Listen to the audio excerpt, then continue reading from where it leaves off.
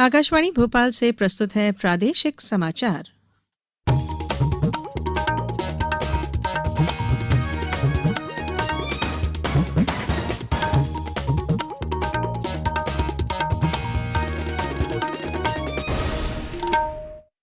नमस्कार, समाचारों के साथ मैं धारणा सचदेव।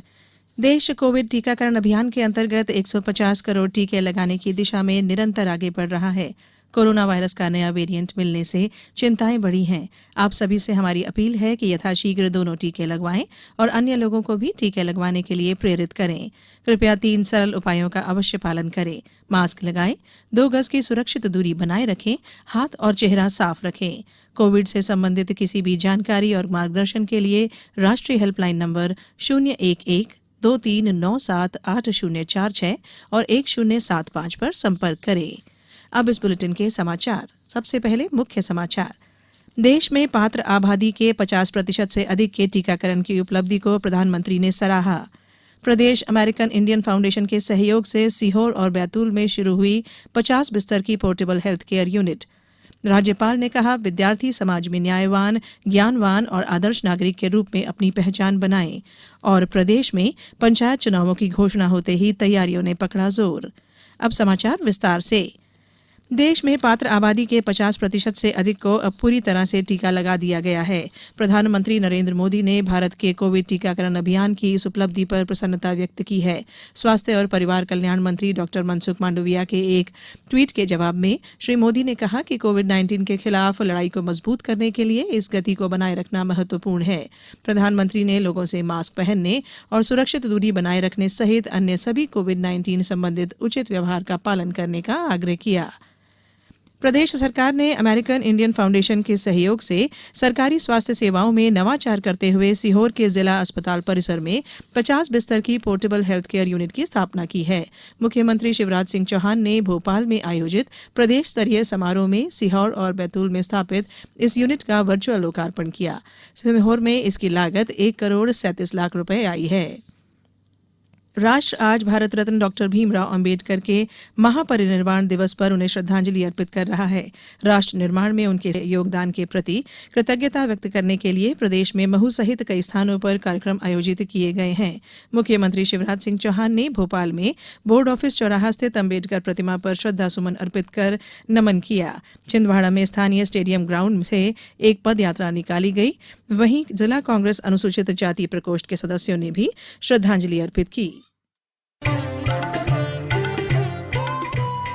कोविड-19 से बचाव और सुरक्षित रहने के 3 उपाय। मास्क लगाएं, 2 गज दूरी है जरूरी, सुरक्षित दूरी रखें, हाथ और मुंह साफ रखें। ब्रेक के बाद बुलेटिन में एक बार फिर आपका स्वागत है। राज्यपाल और कुलाधिपति मंगूभाई पटेल ने कहा कि दीक्षांत समारोह जीवन के उद्देश्यों के संकल्प का अवसर है। प्रत्येक विद्यार्थी जीवन के उद्देश्य निर्धारित कर नियमों का पालन करते हुए सही आचरण का पालन करे और समाज में न्यायवान, ज्ञानवान और आदर्श नागरिक के रूप में अपनी पहचान बनाए। राज्यपाल आज अवधेश प्रताप सिंह विश्वविद्यालय रीवा के 9वें दीक्षांत समारोह को संबोधित कर रहे थे। समारोह में 80 सफल विद्यार्थियों को उपाधियां प्रदान की गईं। लंबे समय से झाबुआ जिले के किसान सफेद सोना यानी कपास की खेती करते आ रहे हैं। पिछले 3-4 वर्षों में कपास के दाम 5,000 से 7,000 रुपए के करीब मिल पाते थे। इस वर्ष कपास के दाम 11 से 13,000 रुपए तक पहुंच गए हैं। किसानों का कहना है कि इतने दाम तो पहले कभी नहीं मिले। किसान रमन सिंह बामनिया का कहना है कि इस वर्ष तो कपास के दाम अच्छे मिलने से सभी किसान खुश दिखाई दे रहे हैं। वहीं किसान कसना पाल का कहना है कि अच्छे दाम मिलने से आने वाले सालों में किसानों का रुझान कपास के प्रति और बढ़ जाएगा। वरिष्ठ कृषि अधिकारी GS त्रिवेदी का कहना है कि बाजार में DPH कपास की मांग बढ़ी है क्योंकि इसका रेशा लंबा निकलता है। उन्होंने कहा कि बाजार भाव इन दिनों अच्छा है, इससे किसानों को भी फायदा मिल रहा है। प्रदेश में पंचायत चुनावों की घोषणा होते ही तैयारियों ने जोर पकड़ लिया है। शिवपुरी जिले में कलेक्टर ने चुनाव के मद्देनजर समस्त अधिकारियों और कर्मचारियों के अवकाश प्रतिबंधित कर दिए हैं।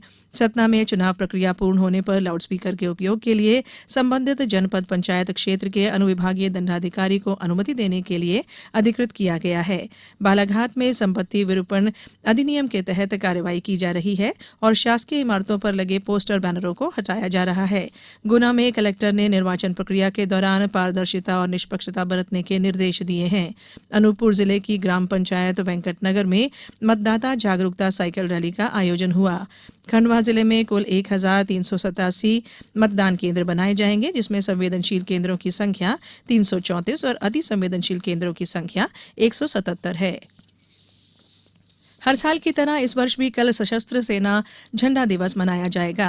भारतीय सशस्त्र सेनाओं के ऐसे जवान जो देश की रक्षा, राज्य की सुरक्षा, आंतरिक सुरक्षा के दौरान और प्राकृतिक आपदाओं में कर्तव्य पालन करते समय वीर गति को प्राप्त हो जाते हैं या गंभीर रूप से घायल हो जाते हैं, ऐसे सैनिकों को स्मरण करने, सम्मान देने तथा देश की जनता का अपने सैनिकों के प्रति एकजुटता प्रकट करने के लिए देश में 7 दिसंबर को सशस्त्र सेना झंडा दिवस के रूप में मनाया जाएगा। टीकमगढ़ के स्थानीय पुलिस ग्राउंड में आज से शुरू हुई 2 दिवसीय 43वीं राज्य स्तरीय सीनियर बालक बालिका सॉफ्टबॉल प्रतियोगिता में विभिन्न जिलों से 15 टीमें शामिल हुई हैं। प्रतियोगिता के शुभारंभ पर खिलाड़ियों द्वारा मुख्य अतिथि लक्ष्मीगिरी का पुष्पगुच्छ और मालाओं से स्वागत किया गया। प्रतियोगिता में इंदौर, ग्वालियर, उज्जैन, बैतूल, धार, निवाड़ी सहित अन्य जिलों की टीमें शामिल हैं। अब कुछ समाचार संक्षेप में। मंदसौर के कलेक्ट्रेट कार्यालय में त्रिस्तरीय पंचायत चुनाव के संबंध में मास्टर ट्रेनर के प्रशिक्षण का आयोजन किया गया।